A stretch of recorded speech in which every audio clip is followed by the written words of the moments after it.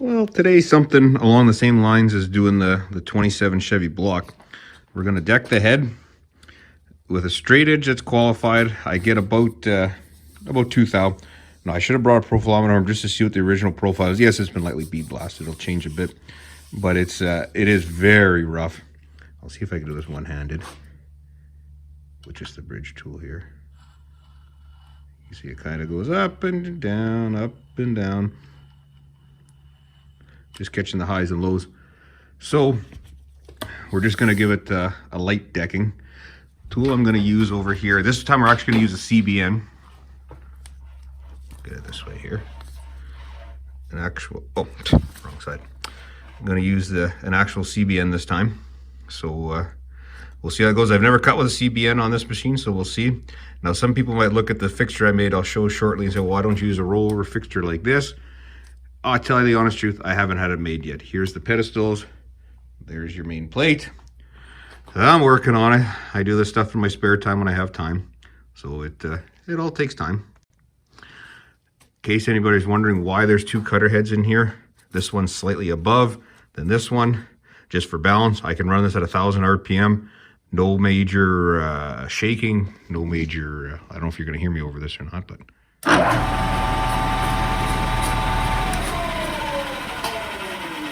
I tried for shits and giggles just to try it without this guy in it. And actually, I weight matched them. They're very close. They're almost perfect weight, and they're sticking out almost the same. So I tried even a 500 RPM to start to shake pretty violently. So that kind of takes care of the balance issue on that. And then I just have the clamps there. And I'll go by the setup here in a second. Setup's basically going to be, I have the blocks here. You'll see this in a minute. It'll make more sense. I set them up. These are our ground nuts on 1 inches. These blocks are grounded at about 985, so I got about 15 thou clearance. That way I don't hit the deck here. I'm still waffling. I ground 4, but I'm gonna only use 3 blocks. I might use like 2 there and 1 there. I'll see if I need 4 or 3. If I have it on 4 and it rocks, I'm just gonna use 3. It'll get us in the ballpark. These plates are ground within a couple of tenths. There's a half reading dial there, just checking. If anybody cares to know, this is a Mitutoyo. And that's who names it the True State granite table. And it is a Mitutoyo. So I mean, I'm never going to get it qualified for the stuff we do. I don't think we ever have to worry about it, but it's not that old. When we bought it, came out of a tool and die shop that closed down. But anyways, I was saying, these guys are well within where it's sitting on the blocks. I can go there to there on a half a thou. Half a thou is basically right at 0, so within a couple of tenths at any rate. All the blocks were ground all in the same setup on an Okamoto. And that grinder is basically nuts on. So yeah, I'll do the setup. Like I said, it's a little bit cheesy. I started doing this, long story behind this. You can put 15 to 28 Chevy heads on Model A and B blocks. Guy in California, I think I pronounced his name right, Neil Jern. Used to make kits. He's since passed away. I was always going to buy one. I started making this stuff 20 years ago because I was going to buy it because I had no money.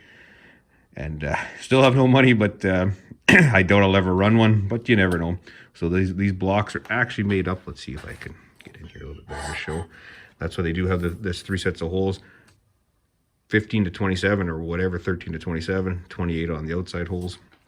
And yeah, I'll get it set up and I'll show my setup. It's a little bit ghetto, but it'll work. It's very accurate, so I'll set it up. Okay, so here's the setup, what I'm talking about. So I have these blocks. I mean, not that it really matters, as long as they're the same size, but for other setups, they're ground 1 inch. So there's 4 blocks on each side, ground at 1 inch. The plates stick on top of them. The head is sitting on blocks that are approximately 985.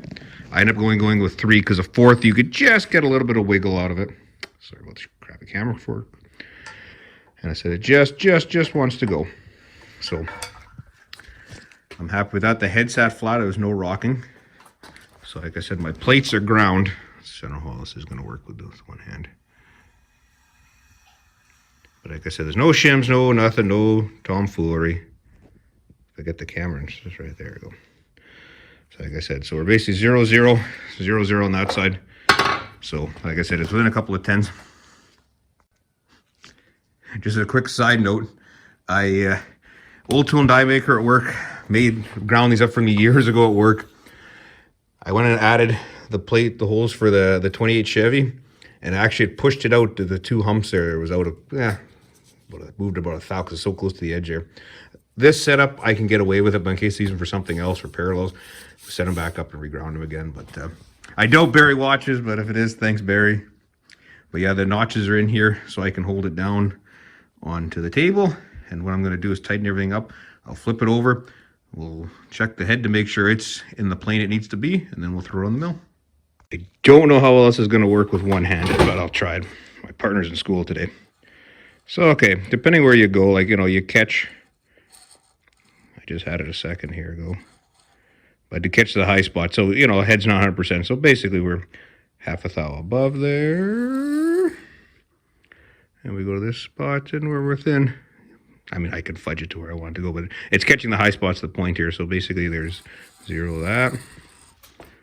And it fluctuates about, you know, 4 or 5 thou. Then if we go back to here on the high spot, back at the same point at the high spot, and we're basically back at the same spot. So within a thou, that's about as good as we're going to get it that way. So I'm happy with it, because I said it's resting on the high spots. You can see I just took I did quickly stone some of the high spots where it was bad, where the water jackets had corroded. But that way now, not going to bother boring you again. 0 this, 0 this. Everything is within a half a thou to each other. So like I said, then we can clamp it down, and then we can deck it. There will be, you'll see on the mill here, there will be 2 little jacks just underneath, just holding it. Because the reason for this whole jig was originally also is to do valve seats and guides, because these Chevys have 5/16. In my head years ago, what I was going to do was go to 11/32, because dirt easy to get 11/32 valves. Like, remember when I was doing this, I had no money, so I'd get 11/32, get some small block Chevy valves, and 1.6s, because these are 1.5s, and you could just recut the grooves, and away you go. If anyone cares going into these Chevys, this is a 27, early 27. There's a late 27 head around here with the bigger valves, and 28 has the bigger valves. They went from, these are 1.5, they went to like 1.65, I think. I'm going from memory. So they did by 28, they were going to bigger valves. So, but yeah, that was, you know, the original plan years ago. But I'll show another reason why, and then you're going to ask, well, why go all this work and send it out to shops in Winnipeg? Some shops don't even want to touch this old garbage, and some shops that do. I'll be back in a second. I've shown this in another video before, but this was done by one of the more popular auto machine shops here. And I mean, just look at that. I mean, most manufacturers always kind of, the rule of thumb is 1 thou per cylinder, so 4-cylinder, especially new. Like I said, that block when I did it, I don't know, like I said, I hope you can see it. Sorry for the crappy camera work, folks, here. Like you see that, you know, hell of a lot better than that. And I mean, honestly, if I'm out of thou, do I really care? An engine with about 4.1 to compression, as long as both are within a thou, that's even 2 at the worst case scenario. I know I'm better than that. You know, it doesn't matter. I mean, for the stuff we're doing, we're not building high performance engines. I would even argue to say to qualify, you know, unless you have brand new machines, like if I really cared, I could take this to one of the CNCs that I know are qualified within tenths usually. But I mean, like I said, it ran for this many years like this. We're just going to freshen it up, make it flat. Just because, and how much is this thing really going to run? And it's not going to run hard either. But I'll get her tossed over on the mill. Oh. Okay, right now the head is trammed with this. It's about 11-inch circle, or sorry, yeah, because I put it away. But my dialing ring I had on here, about 11-inch circle right now. This is sitting up. Sorry, sitting down about 2 thou. That side's sitting up. It's about 1.5 thou, not quite 2 thou, about 1.5 thou, 2 thou. So that way we don't get dragged back on the way going past it. Now some people might say, and 100% true, you can do the math, you will get a slight parabola. What I'll do is when it's done, I'll put it back on the granite table, and I'll probably put a 10th reading dial on it, and I'll show how much of an actual parabola effect you get.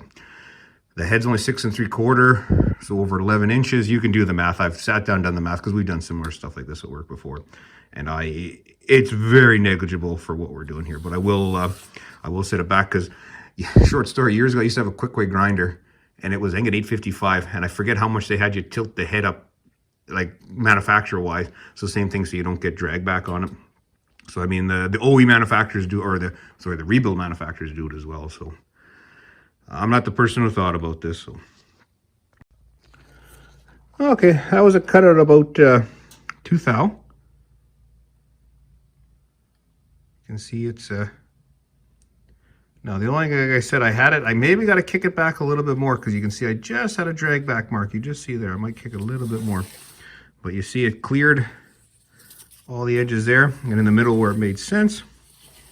The finish is really nice. I might even pick, I don't know if the light's going to pick it up.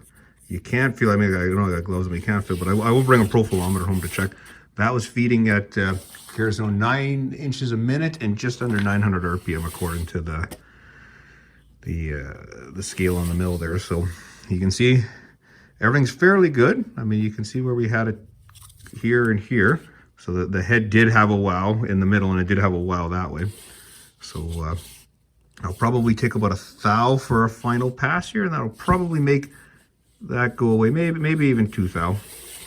But yeah, it's cutting good. I don't know if I should kick the head over or just say piss on it, and just that little bit there. Like I said, I could just feel it. You can see the line here. But yeah, other than that, I'm very happy with it. So, like I said, then once it's done, we'll take it over to the surface table, and we'll put a couple of dials on and see how much of an actual dish it has in it. And I'll bring a profilometer home from work here, and we'll stick it on there and see what we actually get for an RA finish. I've never talked to gasket manufacturer. I probably shouldn't. For what we're doing, I think probably anywhere 40 to 100. Over the years, I've just talked to them, and they said, honestly, for this older junk that's low compression, as long as it's flat, that's the biggest thing. So, but I'll take another cut. That was another almost 2 thou. We've got 3 spots relatively level here, so you know we're within the ballpark. And let's run this guy down here. See if I get the bridge here. So I think another thou, and if there's 1 or 2 little lines, I'm not going to clean up. I think I might increase my feed a little bit. Like I said, I'm doing about 10 inches a minute. But like I said, it is flat. So I think we'll go to 10 inches a minute. I don't know. The insert still looks good. I don't think I'm going to index it. It still looks fine. I don't know what camera's going to pick that up, but if anyone cares to know, I bought one out of Canada here, and it was like $300 for a PCD. And then, you know, I can't remember, somebody who worked was telling me, oh, Amazon sells them. So that is a cheap $70 Amazon CBN insert. And like I said, it's you can see the reflection there. So I said I will bring a profilometer home and see what our actual surface finish is.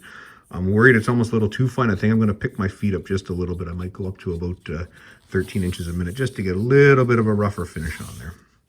But yeah, I'm so far very happy. Okay, for somebody curious about the parabola effect, there's 0. A couple of tenths. And 0. So, I mean, you know, if it's 2 tenths, I'm not going to bother putting a 10th reading dial on for that. But I mean, if honestly, even if you're 2 tenths for in the middle there, I would not be concerned. A lot of this comes down to also fixturing, machine wear, everything else. I mean, you know, most of this is done, we'll say, if it's done on used equipment that's older, more issues. Modern CNCs, not so much. But also gets to be an issue is fixture holding, and again, in constraint and non-constraint.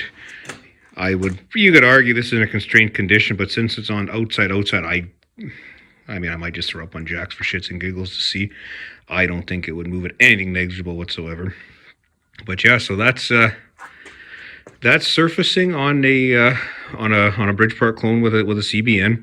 I am going to bring a profilometer home tonight just to show what I got for surface finish on there, and that'll, like I said, the video is almost done. But yeah, I'll bring that home and we'll see what it looks like. Okay, it's the next day, so I brought the profilometer home from work. If anyone cares to know, it's a Meditoya SJ201P. Done 6 shots so far, so I get the RA from about 22 to 26. Right here we're 23.4, and if anybody cares to know the other ones, RY is 357, RZ is 248, and RQ is 33.3. Essentially all it's doing, I'll put it on here and I'll give her a spin here. So start. And we'll say, I can't switch parameters until it's due reading. Oh, it is a little finger. Comes out. And let's see. So this time we're at RA, excuse me, 26. So yeah, for this might be a little too smooth, but for what is, as a low compression. We used to surface grind a lot of these hedges on a surface grinder. Never had issues with gaskets. Higher compression, I would worry. This one I don't think would be 4-to-1 is pushing compression on it. So yeah. So what I'll probably do today is I'll probably just throw it on the CMM at work and just give a flatness check on it, just without these guys on it. I'll just have 3 little blocks underneath, get it level, and then do that. And so I'm very confident it's going to give me numbers that are highly workable for this engine. And things can be done at home. I mean, it's how much time and effort and money you want to spend on stuff. I mean, I'm lucky I work in a machine shop. I can kind of do this stuff on my own time there and make it work. And the mill I use is I bought new, and it was a decent mill at the time, and it's still decent, but it's only me and Derek are the only two that ever use it, and we've taken very good care of it. No big cuts, no big carbide face mills on it. It needs to be cleaned a little bit better. But yeah, so I just started, I don't know how the camera's gonna pick up. I started just throating the valve seats on here, or the valve, not the valve seats, I don't know, the part under the valve seat, I'm drawing a blank here. But do that, we'll, I was going to use the 3D cutter and actually do a 3-angle valve job on these, but honestly, I don't have a 5/16 pilot. And just on a quick side note, here's a Model B block that was done in another shop that they ground it. And I get anywhere from about 40 to 50. And probably that's what I probably should have picked the feet up on that a little bit more to get to shoot into the 40 range, because maybe 20 to 26 is a little too smooth. But again, I said these are low compression engines, so not as big as a deal. If this was, you know, a small block Chevy with, you know, 11.5 or 12-to-1, I'd be a little bit more concerned, or do what the gasket manufacturer recommends. Thing with that mill there, it's easy enough to oh, excuse me, vary your feed to get to your desired surface finish. But without a profilometer, I mean, yeah, you know, guys that do it enough, even at work there, you can gauge a finish pretty close. But you know, that way it never hurts to double check your work. I work in a place where, you know, stuff is constantly double checked, so you have to do it, so there's no kind of fudging with it. But yeah, so it's just a comparison. Okay, if you don't have access to a CMM, but a good old straight edge and feeler gauge, it's a 1.5 feeler gauge.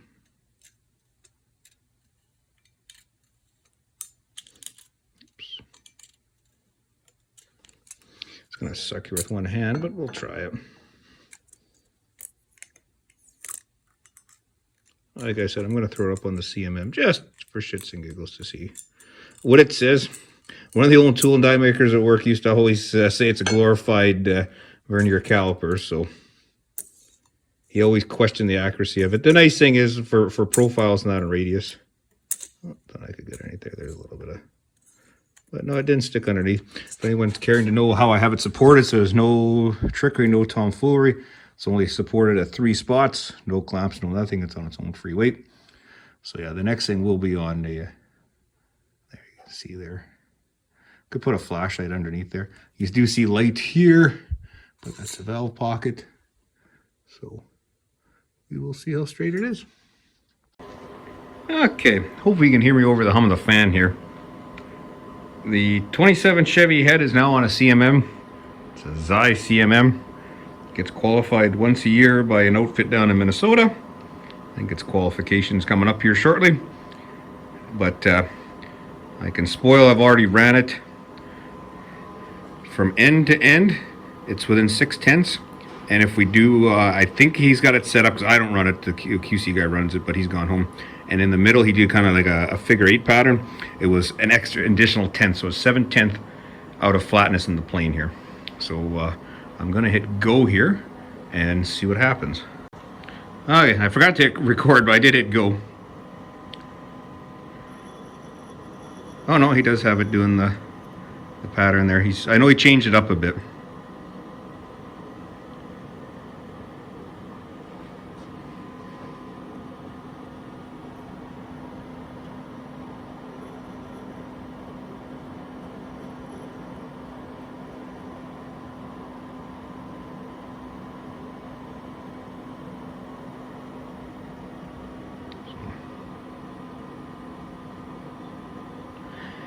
think it takes 20,000 hits. I can't remember. Take a look on the screen here. I'll back out of it. No, it doesn't say, but I can't remember how many hits it is. But I want to say it's 20,000 hits.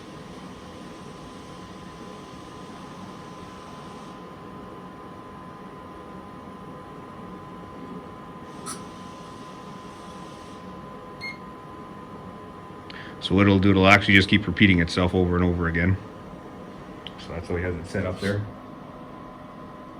But you get the gist, and like I said, I think I got a screenshot of the report there. Okay, well there's the call out there. It's outside only 6/10, out flatness with the middle 7/10, but I could not get the dang thing to go. So anyways. Well yeah, that's just, you know, that's with all, nothing fancy. It's a homemade cutter. It's a cheap Chinese CBN. So the cutter is, the finish is good. It might be almost a little too fine, but like I said, for what it is, low compression. It's amazing how good the picture gets out. I don't know if this Zeiss with the program we have, if it'll actually do surface finish. I'm not 100% sure, and I've actually never asked. We just always use a separate profilometer, but just to kind of compare the two. But yeah, so that's